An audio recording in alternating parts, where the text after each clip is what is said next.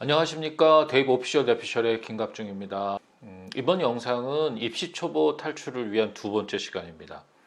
끝까지 시청해 주시고요. 유익하셨다라면 좋아요와 구독을 눌러 주십시오.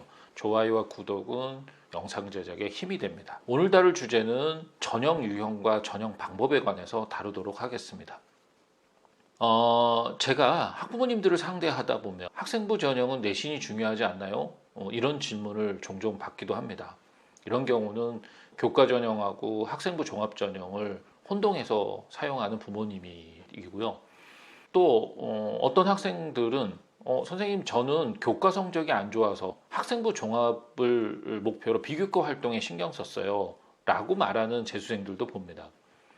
물론 이 경우는요 학생부 종합 전형을 지나치게 단순화시켜서 준비를 한 학생이라고 볼 수가 있죠. 그래서 오늘은 전형 유형을 좀 알아보고요. 그 다음에 관련된 용어가 어떻게 사용되는지 알아보도록 하겠습니다.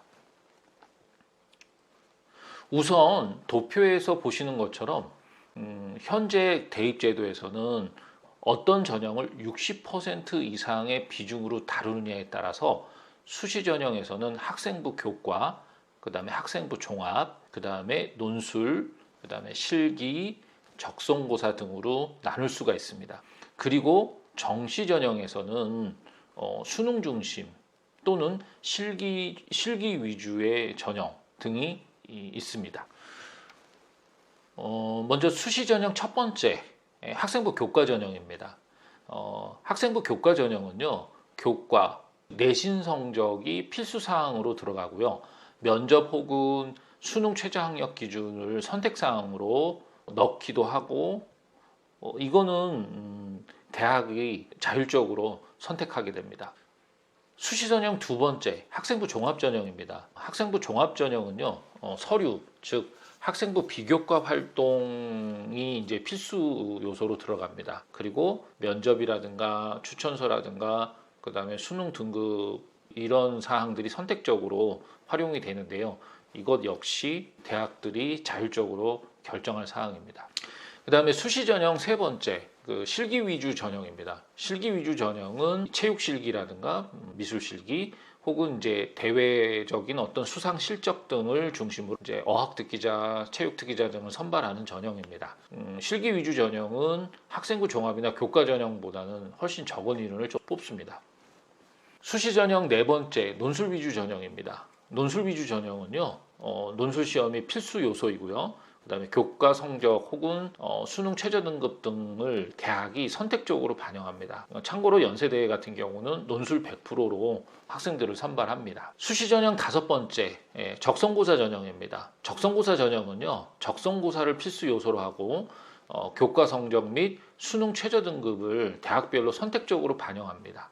여기서 적성고사는 국어, 수학, 영어 교육과정에서 문제를 출제하여 학생들이 학습 역량을 측정하는 시험입니다. 지금까지 학생부 교과, 학생부 종합, 그 다음에 실기 위주, 그 다음에 논술 위주, 적성고사 위주 등을 수시 전형 유형을 좀 알아봤습니다. 다음으로 정시에는 수능 위주 전형이 실시되는데요.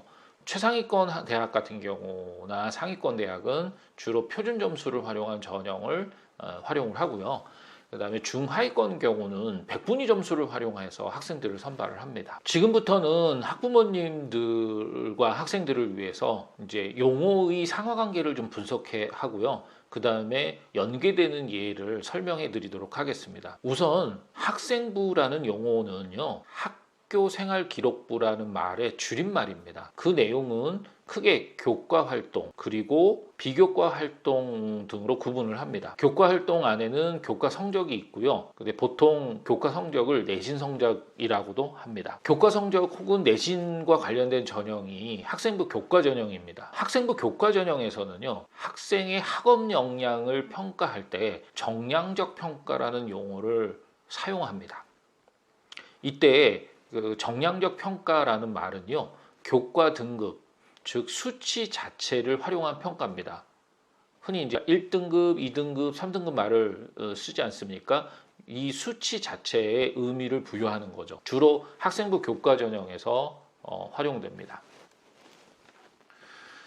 근데 이제 학생부 종합 전형에서는요, 학업 역량을 평가할 때 정성적 평가라는 용어를 사용합니다. 이게 정성적 평가는요, 학생부에 나오는 수치, 즉 등급만 보는 것이 아니고요, 같이 기록되어 있는 예를 들자면 수강 인원, 그 다음에 교과별 평균, 그 다음에 표준 편차, 그 다음에 교과별 세부 특기 사항 등을 고려해서 학생의 학업 역량을 평가하는 방식입니다.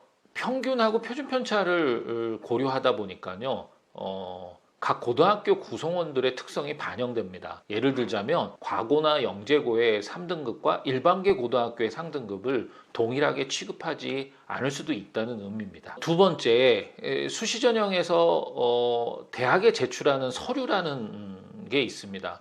서류는요, 자기소개서, 추천서, 학생부 비교과 활동 이 세 가지를 포함합니다.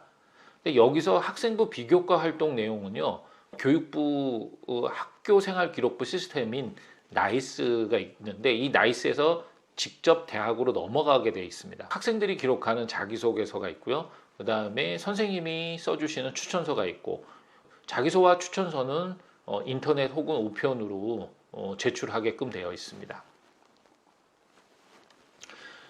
세 번째, 대학별고사라는 말을 자주 사용하게 되겠는데요. 대학별고사는 면접, 논술, 적성고사, 그 다음에 실기고사 등을 포함한 개념입니다. 즉 대학에서 자율적으로 학생을 테스트하는 평가 방식이라고 보시면 됩니다. 면접에는 인성 면접이 있고요, 교직 적성 면접 등이 있고요. 특히 서울대하고 고려대, 연세대 같은 경우는 학생부 종합전형의 경우 자료를 읽고 그 내용을 가지고 면접을 실시하는 심층 면접이 있습니다. 참고로 각 대학 홈페이지에서 다운받아 활용하시면 좋은 자료가 있는데요. 이름하여 선행학습 영향평가 보고서라는 파일이 있습니다. 이 파일은요, 각 대학이 대학별고사를 실시하고 나서, 즉 면접이나 논술, 적성고사 등을 실시하고 나서 고등학교 교육과정과 어떻게 연계가 되어 있는지를 보고서 형식으로 작성을 해서 교육부에 제출하고 홈페이지를 통해서 공개를 하도록 되어 있습니다. 이제 이렇게 하는 이유는요, 선행학습금지법이라는 법이 있습니다. 고등학교 교육과정에서 대학별고사 문항을 출제해야 하고 또 그것을 기준으로 평가를 해야 하기 때문에 이 보고서를 작성하도록 의무화되어 있습니다. 고3 학생 혹은 재수생들이 대학별 고사의 기출문제 해설이 필요할 경우에는 이 선행학습 영향평가 보고서를 참고하시면 많은 도움이 되실 겁니다. 네 번째, 수능 성적표에 표기되는 성적은 세 가지가 있습니다. 잘 아시다시피 등급, 백분위, 표준점수 세 가지가 있죠. 이때 수시 전형에서 수능 최저학력 기준으로 활용되는 요소가 등급이고요. 백분위와 표준 점수는 정시 전형에서만 활용되는 점수입니다. 백분위와 표준 점수는 수시에서 사용하지 않습니다. 추후에 백분위 점수와 표준 점수의 차이를 영상으로 설명해 드리도록 하겠습니다. 이상 수시 전형 유형하고요, 정시 전형 유형의 종류를 살펴봤습니다. 또 전형에 따르는 필수 용어들을 설명해 드렸습니다. 이 정도 알고 계시면 지원 전략을 짜는데 많은 도움이 되실 겁니다. 오늘 영상은 여기까지입니다. 도움이 되셨으면 좋아요와 구독을 부탁드립니다. 다음 영상은 입시 초보 탈출기 3탄 대학별 입시 요강 보는 법에 관한 영상으로 만나도록 하겠습니다. 감사합니다.